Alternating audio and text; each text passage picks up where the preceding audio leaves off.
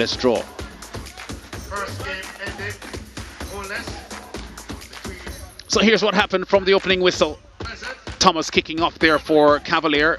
The 19-year-old plays the ball inside here, and English will drive on goal, and that looked threatening from it left his boot, but it was just wide of the right upright.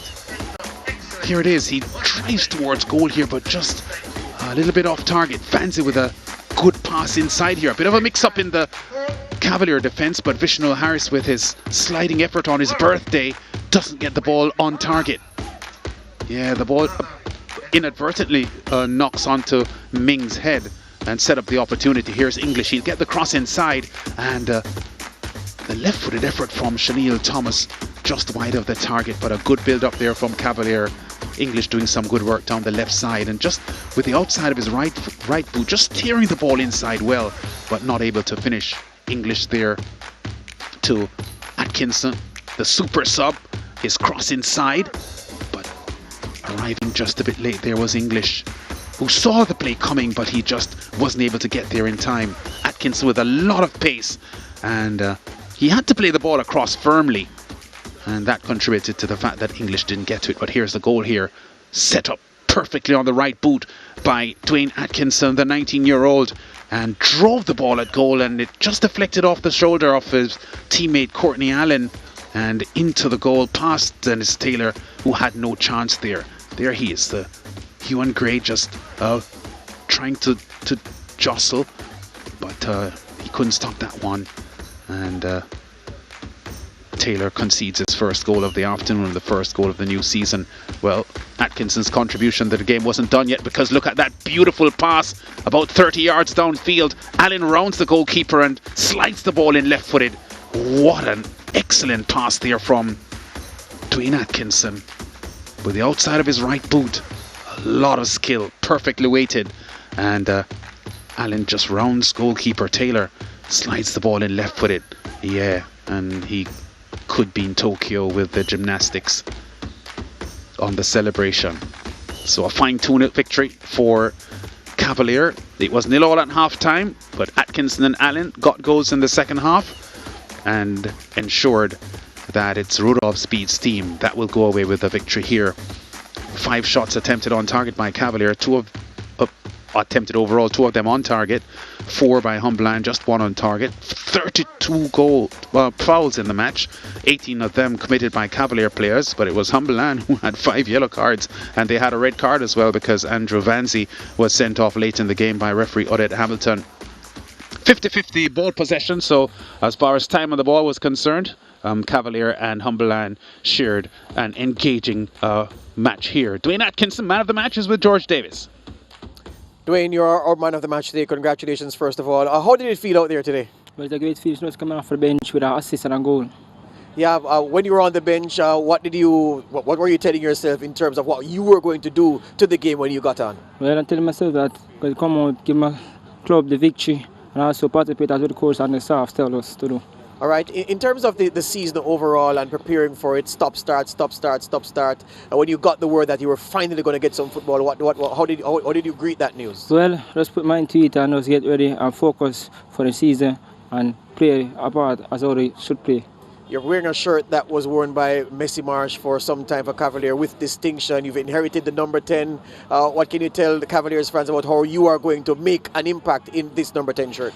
Well, as you know, you have to live on as Messi Marsh and keep the legacy as I used to do it and just play my role. Yeah, will Cavalier be strong over the course of the season? What can you guarantee fans that? Yes, going to be strong and keep focused and fight till the end. All right, Dwayne, congratulations. Thanks. We hope that you win many more Man of the Match awards. You're welcome. Good. Dwayne Atkinson there, the Man of the Match, and he came off the bench to provide a goal and an assist. Andrew Price walks into the shot right now. Andrew, disappointment? Yes, not really though. I'm going to be very honest. We had about 14 training sessions, and definitely this Cavaliers team has been training long before us, so they are a much fitter, younger bunch, and we really wilted in the second half, and the fatigue set in. We had to make some substitutions because of cramping. So, it's all about a learning curve, and we're going to have to just play ourselves into condition and play ourselves into form. But for the period of time that we were out there, I saw some good things that I can build on and some encouraging things. We moved around the ball a lot, And we should have gotten some opportunities in the first half, but we weren't able to capitalize. And then in the second half, Cavaliers really turned on the burners on us with their fitter players. Yeah, we thought that defensively you were sound despite conceding 2 goals, and that midfield, defensively you held your own, but that up front you just lacked that little something today. Yes, we need to make better decisions in the final third, and we weren't making them today. But like I said, we were rusty. It's been a year and 2 months, so the first game out, I won't mark them too hard, but we'll get better as the season progresses. So we can be sure that you'll be drilling them hard on the training ground to reach the optimum fitness to allow them to do what you want them to do tactically. Definitely. They don't have the mind is telling them that they can do things right now, but the body won't allow them. So they're going to have to get themselves into proper condition and play themselves into condition. All right, Coach, we'll come again. Thank you. Thank you. Andrew Price there, the coach of Humble Land. Talk now to the... Right, Everdeen, congratulations on the victory. 2-0, your assessment of the overall performance?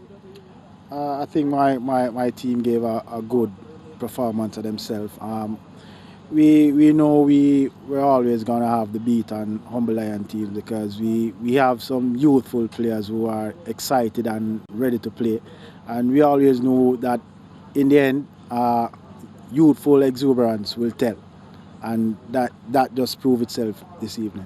Sometimes you bring a player off the bench and they come and they join into what's happening on the field. And sometimes you bring players off and they lift the standards of everybody around them. That's certainly what Dwayne Atkinson did for you today. Yeah, Dwayne Atkinson is one of our better players in the position that he came and played. But he is just coming off an injury, and we decided that we weren't going to start him today. We were just going to let him watch the game and gradually come on and take charge of the game. Yeah, the first half was good, but the second half, was it a deliberate strategy to lift the pace on the Humble Land, given that you felt that you had superior fitness and you have younger players? Yeah, definitely so. In the first half, we came out and we just wanted to possess the ball, see what the Humble Lion have. And, at halftime, we went inside and realized that we are younger than them, fitter than them. So we decided to just come out second half and put the burning on them. Yeah, so should teams watching this game prepare to be run into the ground by a young, fit Cavalier unit? Is that the approach this season? Definitely. And we won't stop run. Thank you very much, everyone. Congratulations again. Thank you. Good. So Cavalier finishing off Humble Land in the second half, Lance. And it was a case of superior fitness. It was a case of youthful players being used intelligently by the coaching staff. And then, you can have youthful players, Lance, but youthful players have to deliver. And Dwayne Atkinson lifted a Cavalier team that was playing well up to that point, but he gave them an extra spark, gave them an added dimension.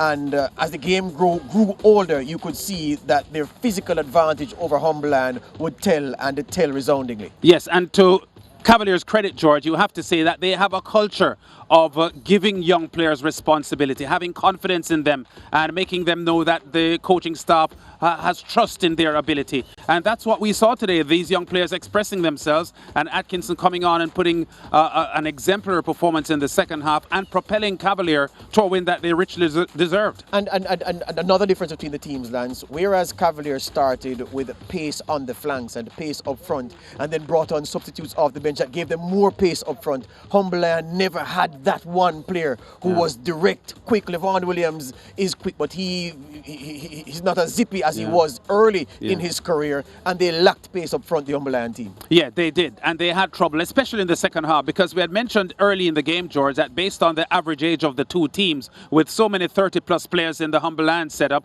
and the lack of full pre-season preparation, they would have probably found the second half a little bit more taxing than the Cavalier team did.